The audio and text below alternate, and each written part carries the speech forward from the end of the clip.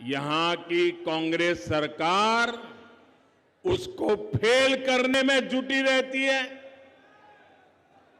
पिछले 5 वर्षों में छत्तीसगढ़ को केंद्र सरकार से हजारों करोड़ रुपया मिला है।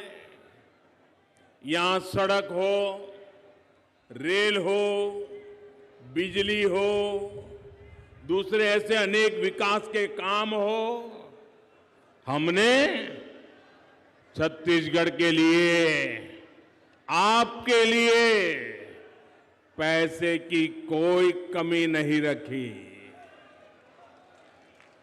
और ये बात मैं कर रहा हूं ऐसा नहीं, यहां के उप मुख्यमंत्री जी ने सार्वजनिक सभा में कही थी। और उप मुख्यमंत्री जी ने सच बोला तो ये पार्टी के नीचे से ऊपर तूफान खड़ा हो गया, उनको फांसी पर लटकाने के खेल खेलने लग गए।